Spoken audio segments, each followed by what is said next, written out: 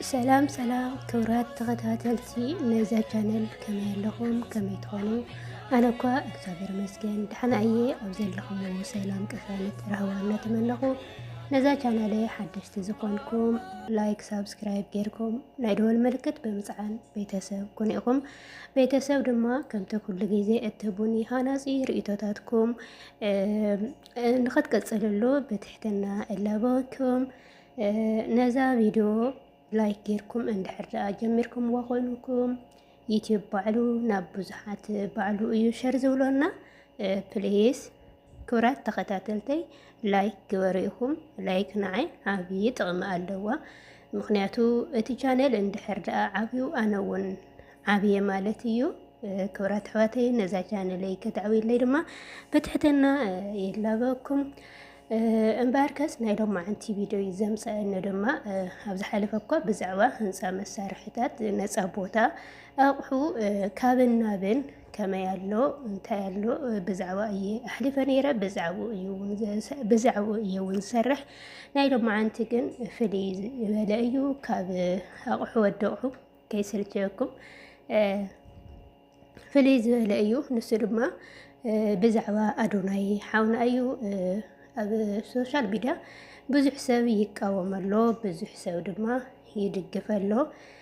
እና ኣነ እውን ዝተረኣየኒ ንእሽተን ካብቶም ዝቃወሙና ካብቶም ዝድግፉ ካብኡ ዝተረኣየኒ ንእሽተን ሓሳብ ክህብ መፅያ ማለት እዩ ኣነ ሓሳብ ወሃቢት ኮይነ ለይኮን ክሲ ዝተረኣየኒ ማለት እየ እና ኣባ ሰረቀ ብርሃን ይግስጽዎ ነይሮም ብዙሓት እውን ኣለው ንኣዶናይ ሓደ ኣሕዋትና እውን ኣዶናይ ንትግራዋይ እንታይ ገይሩላ ጆን ዳንኤል ግን ንትግራይ ይኾን ነይሩ ሓንቲ መዓልቲ እኳ ባንዴራ ሒዙ ወፂ ኣይፈልጥን ዝብል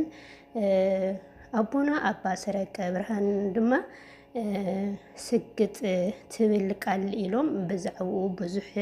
ተግሳጽ ሂቦምዎ ኣለው እና ኣውዚ ታየ ክብል ደልየ ኣቦና ሰረቀ ብርሃን እዚ ቆልዓ እዙይ ቆልዓ እዩ ወድኹም እዩ ንባዕሉ ብስሩ እውን ዝቐርቦ ሰብ ኣዶናይ ብልሓት ኣለዎ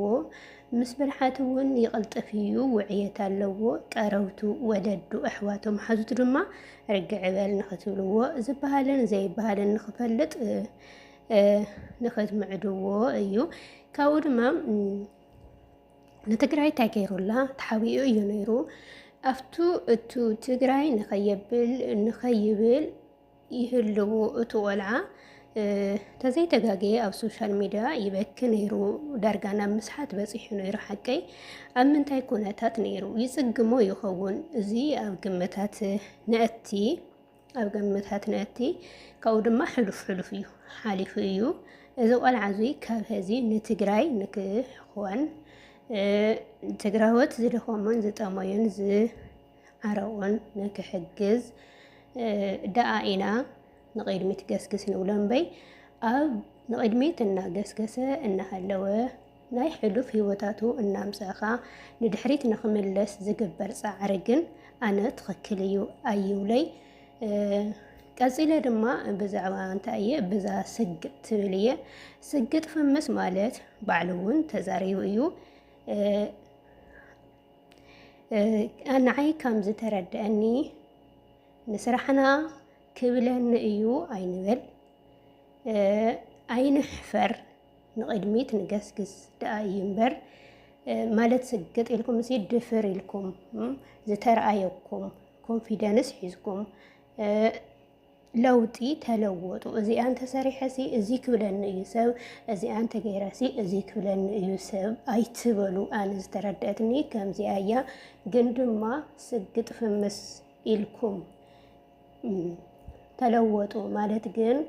ክብርኹም ቀንጥጡ የኾነ ንኣብነት ሓንቲ ሓፍትና ሻንጣ ካብ ሻወር ወፂያ ሻንጣና ጎተተት ኣብ ፅርጋ ክዳና ትኸድን ነይራ ሓደ ከምኡ ማለት ኣይኮነን ሰግጡ ማለት ጥራሕ ዝዋን ክምውፁ ማለት ኣይኮነን ሰግጡ ማለት ዓበይቲ ወለድና ኣብ ዘይትፈልጥዎ ወሪድዎም ኣምፂኻ ስግጥ ፍምስ በሊ እናበልካ ዘይኮነ ዘረባ ንኽሻረፉ እናተሻረፉ ክብሪ ወለድታትና መቐናስ ኣይኮነን። ስግጥ ፍምስ ማለት